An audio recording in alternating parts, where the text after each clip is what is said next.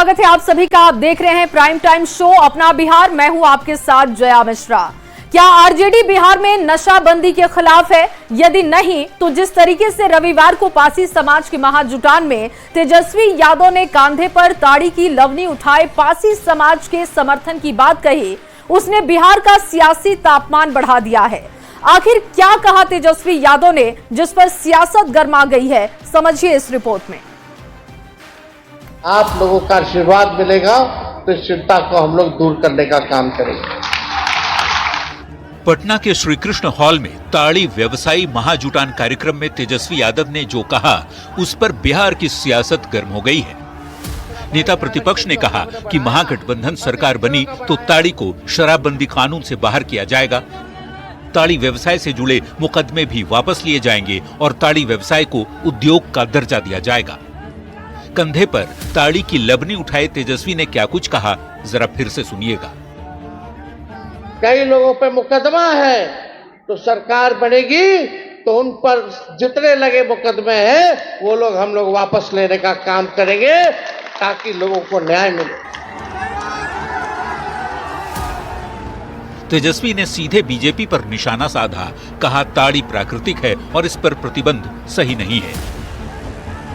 पर शराबबंदी वाले बिहार में तेजस्वी ने जिस तरह से ताड़ी के बहाने एनडीए सरकार पर निशाना साधा, उससे सत्ता पक्ष के नेताओं ने जोरदार पलटवार किया है। ताड़ी बोल देना कि हम आएंगे तो ताड़ी को हम प्रोफेशनल ये करेंगे, इसका मतलब है कि आप शराबबंदी से अलग हट रहे हैं। मुझे जहां तक स्मरण है कि 10 नंबर में ताड़ी के पेड़ों की बहुत संख्या है।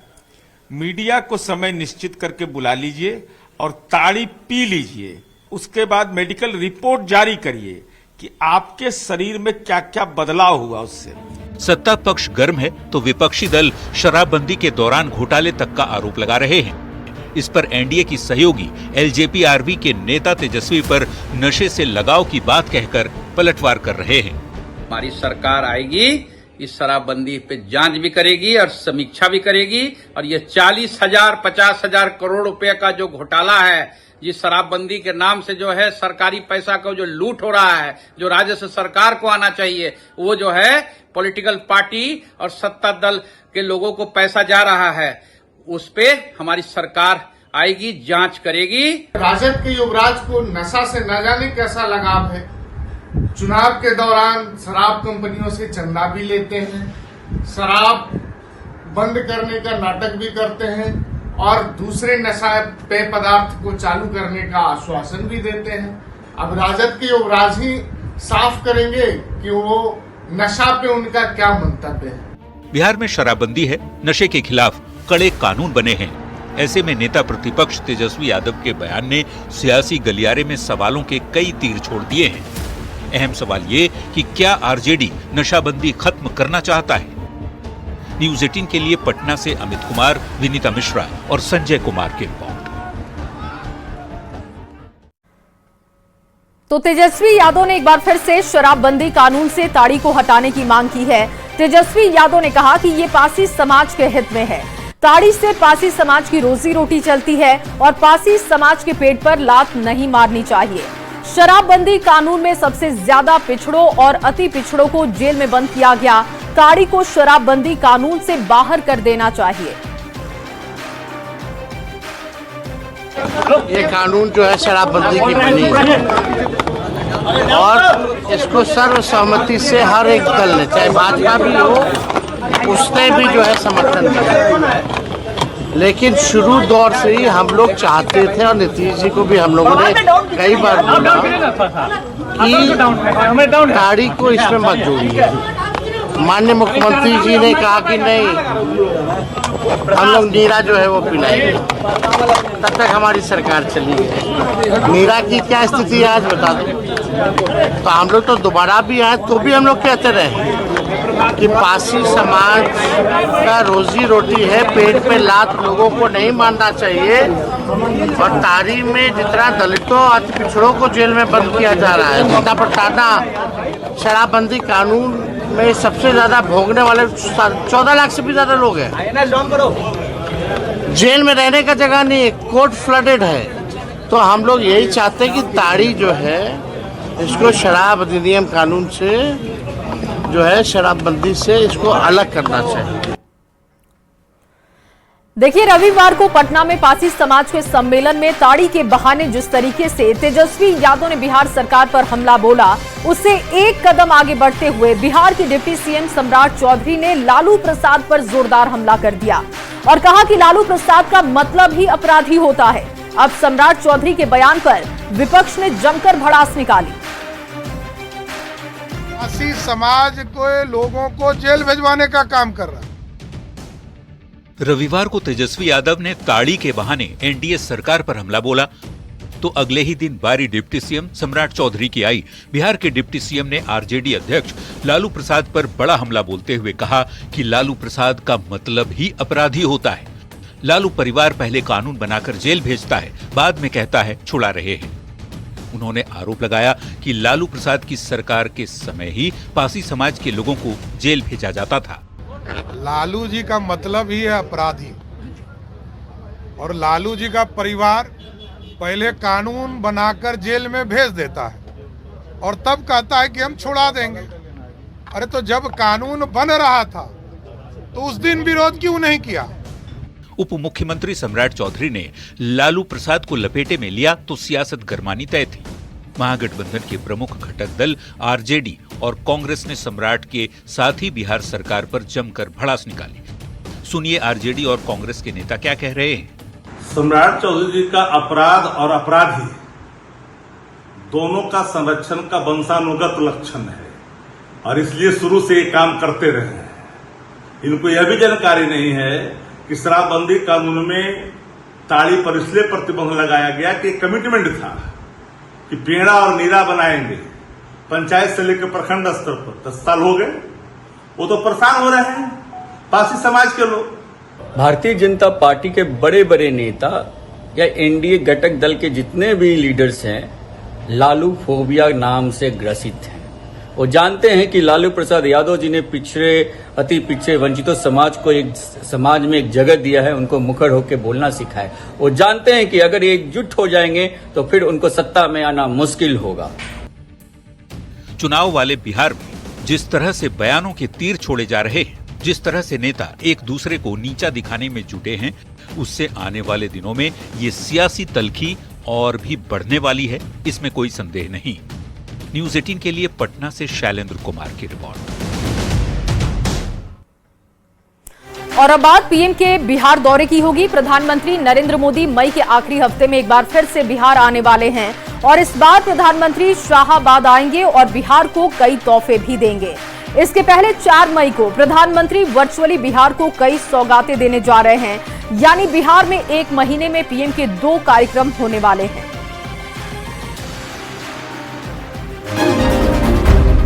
प्रधानमंत्री नरेंद्र मोदी मई के आखिरी सप्ताह में एक बार फिर बिहार आने वाले हैं। इस बार प्रधानमंत्री शाहाबाद में आएंगे और बिहार को कई तोहफे देंगे। इसके पहले 4 मई को प्रधानमंत्री वर्चुअली बिहार को कई सौगात देने जा रहे हैं, यानी बिहार में 1 महीने में पीएम के 2 कार्यक्रम होने जा रहे हैं। फरवरी में पीएम मोदी भागलपुर आए, मिथिलांचल को सौगात दी। अप्रैल में मधुबनी आए, सीमांचल और मिथिलांचल दोनों को सौगातें मिली। मधुबनी की मिट्टी से ही पीएम मोदी ने आतंकवादियों और उनको पनाह देने वालों को सीधा संदेश दिया। अब मोदी एक बार फिर मई के आखिर में बिहार आने वाले हैं। इस बार सौगात की बारिश शाहाबाद पर होने वाली है, क्योंकि पीएम मोदी शाहाबाद ही आने वाले हैं। इस बात की जानकारी खुद बीजेपी प्रदेश अध्यक्ष दिलीप जायसवाल ने दी।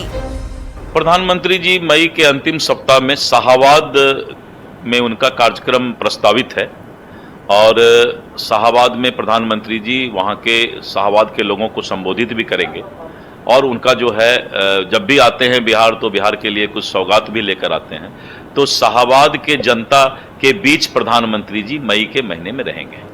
शाहाबाद के संभावित दौरे के पहले पीएम मोदी 4 मई को पटना में होने वाले खेलो इंडिया कार्यक्रम का वर्चुअली उद्घाटन करने वाले हैं, यानी कि पहले पटना और फिर शाहाबाद। मतलब पीएम के इस कार्यक्रम के जरिए मगध और शाहाबाद को साधने की कोशिश की जाएगी। ये वही इलाका है जहां पिछले लोकसभा चुनाव में एनडीए को नुकसान उठाना पड़ा था। फिलहाल पीएम के बिहार दौरे को लेकर एनडीए के नेता काफी उत्साहित हैं।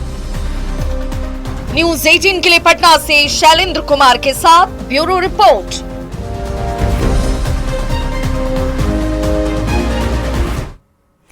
और अब बात जेडीयू सांसद की मांग की होगी। जेडीयू सांसद रामप्रीत मंडल ने सीएम नीतीश कुमार को संयोजक बनाने की मांग की है और इसके बाद विपक्ष निशाना साध रहा है, जबकि एनडीए के नेता रामप्रीत मंडल के बयान का बचाव करते हुए देखे गए।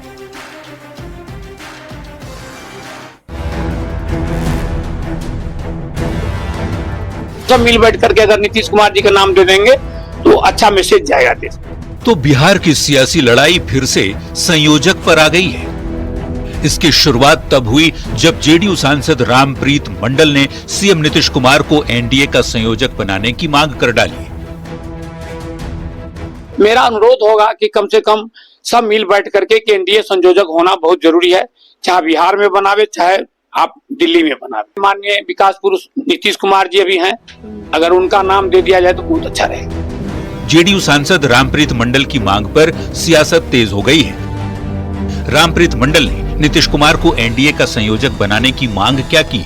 आरजेडी और कांग्रेस को बीजेपी पर निशाना साधने का मौका मिल गया। रामप्रीत मंडल जी, नीतीश जी को भारतीय जनता पार्टी संयोजक बनाएगा कि नहीं बनाएगा, ये बातें तो स्पष्ट नहीं है, लेकिन ये बात तो स्पष्ट है कि भारतीय जनता पार्टी एक नाथ शिंदे बनाने पर नीतीश जी को अवश्य लग गया है। नीतीश जी के लगातार गिरते राजनीतिक हैसियत को भांपते हुए अब जदयू के अंदर ही लोग बोलने लगे हैं कि उन्हें सम्मान दिया जाए और उन्हें वो पद प्रतिष्ठा दिया जाए जो जदयू उसकी हकदार है। हालांकि बीजेपी का कहना है कि बिहार में एनडीए नीतीश कुमार के नेतृत्व में ही चुनाव में उतर रहा है, ये कोई बताने की बात नहीं है।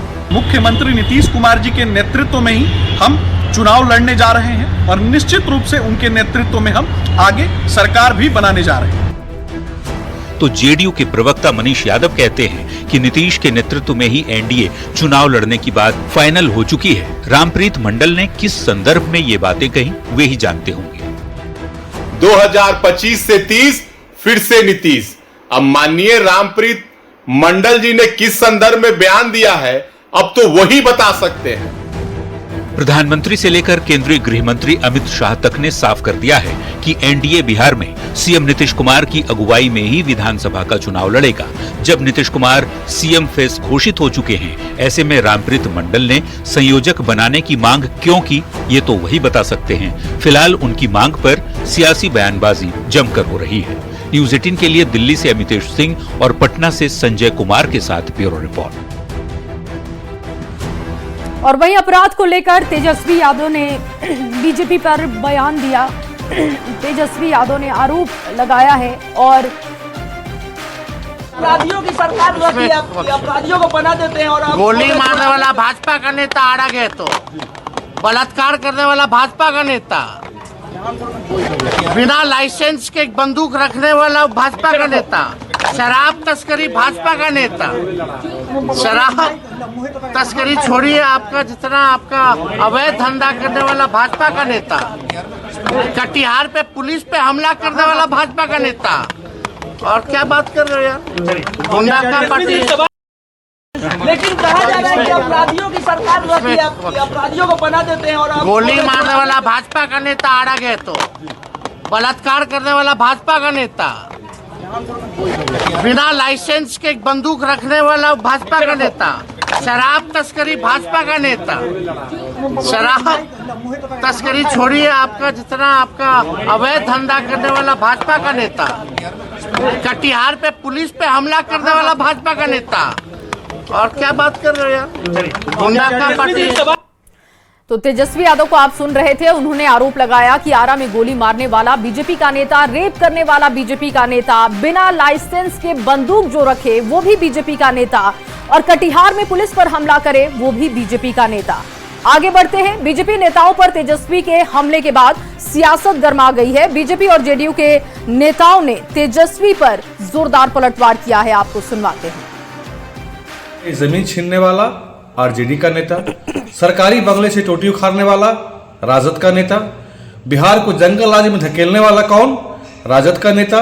ईडी सीबीआई के फाइलों में जाकर देख लीजिए, वही मिलेंगे ये लोग। झूठ की सियासत तेजस्वी यादव जी बिहार में नहीं चलने वाली। बिहार की जनता को विकास पसंद है, एनडीए की सरकार पसंद है। भाजपा नेताओं पर आरोप लगाने से पहले तेजस्वी यादव जी को अपने गिरेबान में झांक कर देख लेना चाहिए। दिवंगत शहाबुद्दीन किनकी पार्टी में थे? राजवल्लभ यादव, अरुण यादव, जिन पर बलात्कार के आरोप लगे, किनकी पार्टी में थे? रीतिलाल यादव, ताजा मामला है, इतने संगीन आरोप, किनकी पार्टी में? तेजस्वी जी के मामा साधु यादव जी, सुभाष यादव जी, कौन लोग थे? कितने संगीन आरोप थे? तो देखिए, अपराध पर बयान दिए जा रहे थे, वार पलटवार हो रहा था, तो इसी बीच बेटियों पर किस तरीके से बिहार में अपराध बढ़ रहा है उसकी बात भी करेंगे। बिहार में 24 घंटे में गैंग रेप की 3 वारदात सामने आ चुकी है। गोपालगंज, मोतिहारी और बेगूसराय में दरिंदों ने हैवानियत की सारी हदें पार कर दी। गैंग रेप की इस वारदात से बेटियों की सुरक्षा पर एक बार फिर से सवाल खड़े हो गए हैं। आपको रिपोर्ट दिखाते हैं।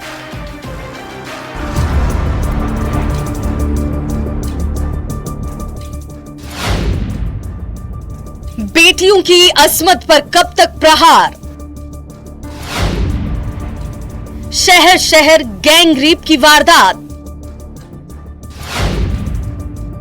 दरिंदे कब होंगे गिरफ्तार?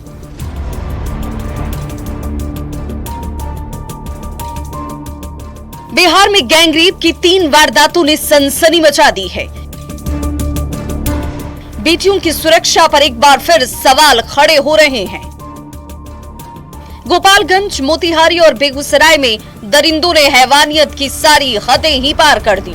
गोपालगंज में दरिंदों ने यूपी से दिव्यांग पिता को इलाज कराने पहुंची बेटी को भी नहीं बख्शा। कुचायकोट के सासामुसा रेलवे स्टेशन पर 3 युवकों ने मिलकर गैंगरेप की वारदात को अंजाम दिया। हालांकि पुलिस ने एक आरोपी को गिरफ्तार कर लिया है। पीड़िता को मेडिकल जांच के लिए अस्पताल में भर्ती करवाया गया। घटना के बाद लोगों में उबाल है। आरोपियों को कड़ी से कड़ी सजा दिलाने की मांग लगातार की जा रही है। घटना बहुत दुखद है और ये पूरे गोपालगंज को शर्मसार करने वाला घटना है।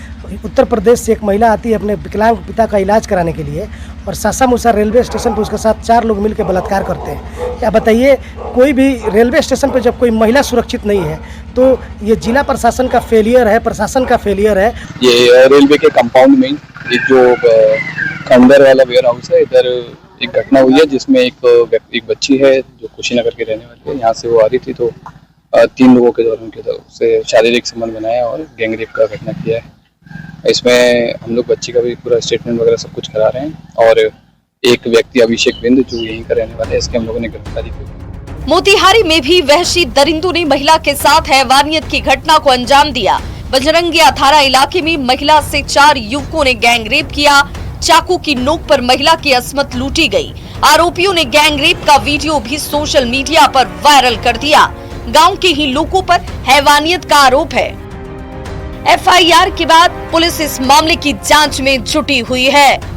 मोतिहारी में सामूहिक दुष्कर्म का मामला सामने आया है। मोतिहारी के बंजरिया के जो है गांव में एक मामला आया है जिसमें पीड़ित महिला ने गांव के ही 5 युवकों पर सामूहिक दुष्कर्म कर और उसका वीडियो सोशल मीडिया में वायरल करने का आरोप लगाया। बेगूसराय में दरिंदों ने लड़की को बहला फुसलाकर गैंगरेप की वारदात को अंजाम दिया।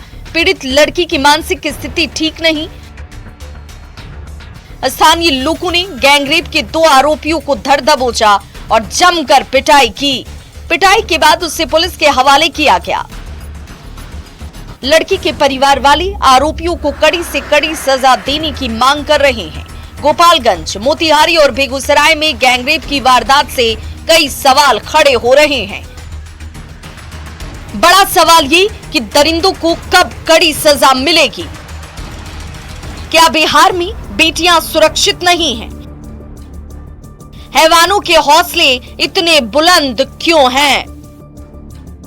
न्यूज़ 18 के लिए गोपालगंज से गोविंद कुमार, मोतिहारी से अवनीश कुमार और बेगूसराय से संतोष कुमार की रिपोर्ट। अमित शाह से मुलाकात के बाद केंद्रीय मंत्री जीतन राम मांझी का बड़ा बयान सामने आया है। उन्होंने कहा कि बिहार में एनडीए में सीट शेयरिंग पर जून के अंत और जुलाई के पहले सप्ताह में बात होगी।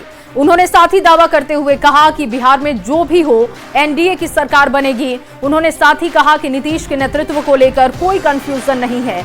नीतीश कुमार के नेतृत्व में चुनाव लड़ेंगे, 225 से ज्यादा सीटें जीतकर दोबारा सरकार बनाएंगे। एनडीए की बैठक होगी, उसमें चर्चा करेंगे।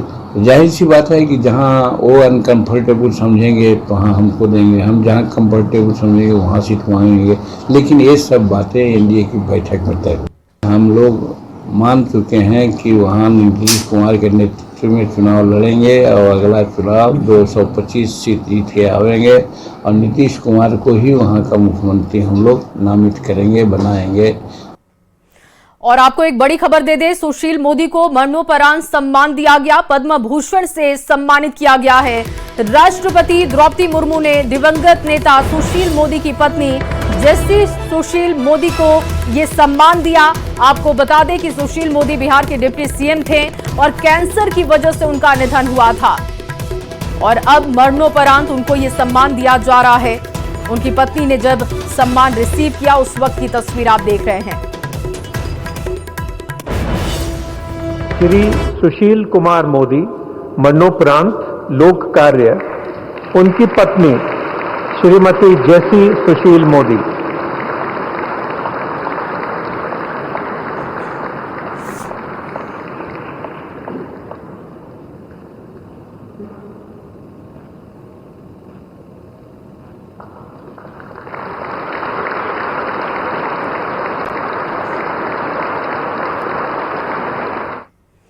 और अब बात नेहा सिंह राठौर के बयान की। गया में सहकारिता मंत्री प्रेम कुमार ने भोजपुरी लोक गायिका नेहा सिंह राठौर पर हमला किया है।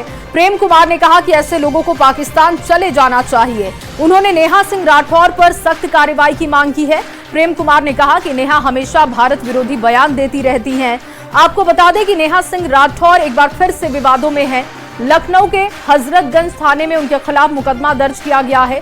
नेहा सिंह राठौर पर पहलगाम आतंकी हमले को लेकर सरकार पर सवाल उठाने का आरोप है और इसको लेकर उन्होंने कई वीडियो भी शेयर किए हैं। उनका बयान पाकिस्तान में काफी वायरल हो रहा है।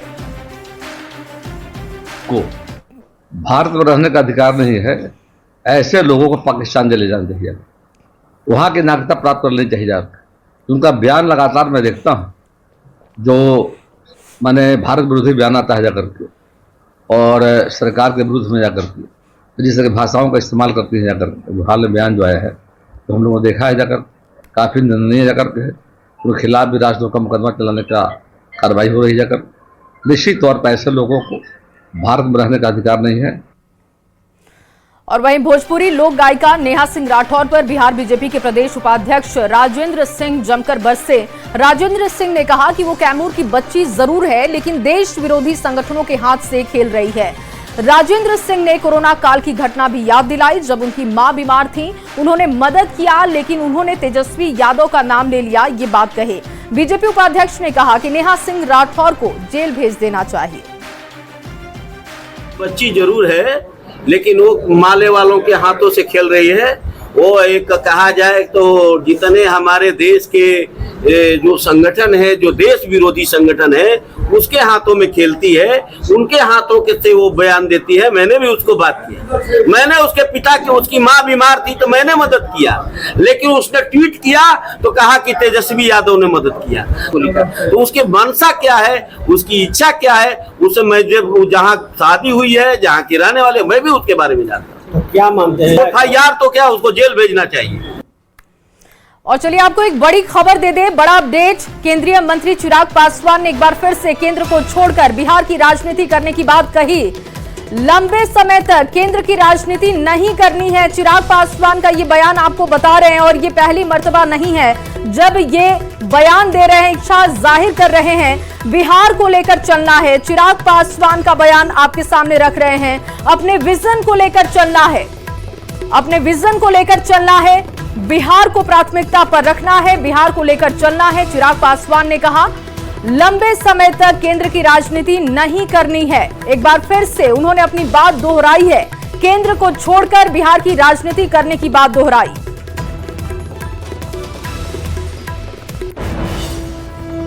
देखिए, एक बात तो तय है और इस बात को मैं कई बार कह चुका हूँ, पुनः एक बार दोहरा देता हूँ कि मेरा राजनीति में आने का कारण बिहार और बिहारी ही रहे हैं और आज नहीं तो कल अंतोगत्वा मुझे बिहार की राजनीति में ही आना है। मैं लंबे समय तक अपने आप को केंद्र की राजनीति में मैं नहीं देखता हूँ। बिहार फर्स्ट, बिहारी फर्स्ट की सोच के साथ मैं आगे बढ़ा हूँ, तो आना मुझे वापस अपने राज्य ही है, बिहार ही है। पर ये कब होगा, ये फैसला पार्टी के द्वारा लिया जाएगा। और बगहा से खबर, जहां बगहा के वाल्मीकि नगर में राष्ट्रीय लोक मोर्चा के राजनीतिक मंथन शिविर का समापन हुआ। शिविर के समापन के बाद उपेंद्र कुशवाहा ने देश में जनसंख्या के आधार पर सीटों के परिसीमन के लिए अभियान शुरू करने का ऐलान किया। कुशवाहा ने कहा कि परिसीमन नहीं होने की वजह से बिहार जैसे राज्य को नुकसान उठाना पड़ा।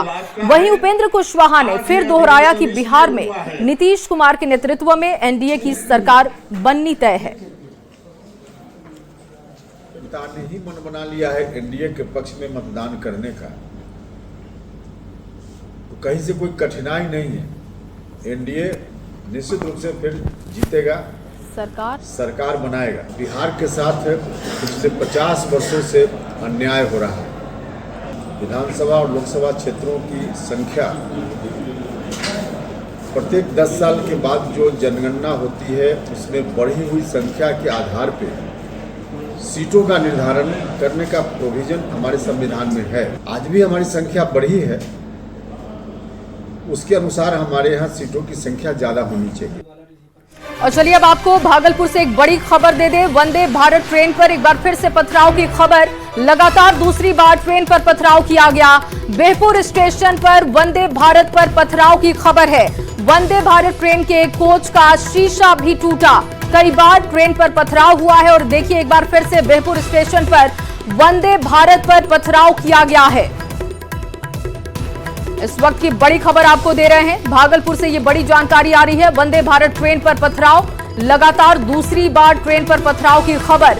बेहपुर स्टेशन पर वंदे भारत ट्रेन पर पथराव किया गया।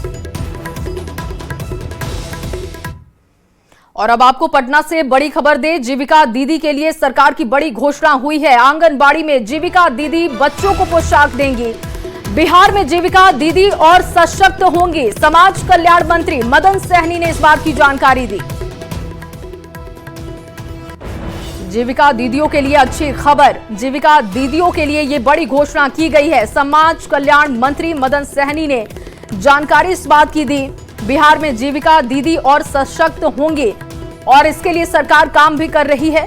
बच्चों को पोशाक देने का ये काम करेंगी। अब सरकारी केंद्र पर बच्चे होते हैं, उनको हम लोग पहले भी पोशाक की राशि देते थे डीबीटी के माध्यम से। अब हम लोगों ने निर्णय लिया कि वो राशि अब हम लोग जीविका को दे देंगे और जीविका जो है कपड़ा अच्छे कंपनी से ले करके खुद से सिल करके और बच्चे को वहाँ पहुँचाने का काम करेंगे। तो एक तरह से ये बड़ा अभी तक जितने भी विभाग से जीविका को काम मिला होगा उसमें हम नहीं समझते हैं कि किसी से कम है। कारण कि 52 लाख से ज़्यादा बच्चे केंद्र में रहते हैं।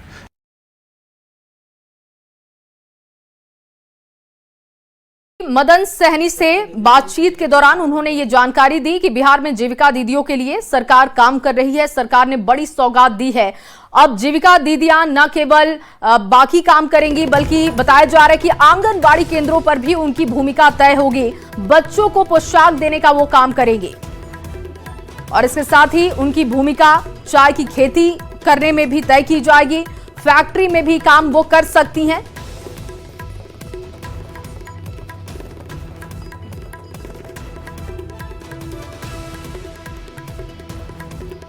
और इन्हीं तमाम खबरों के साथ अपना बिहार में बस इतना ही। आगे देखिए जोहार झारखंड।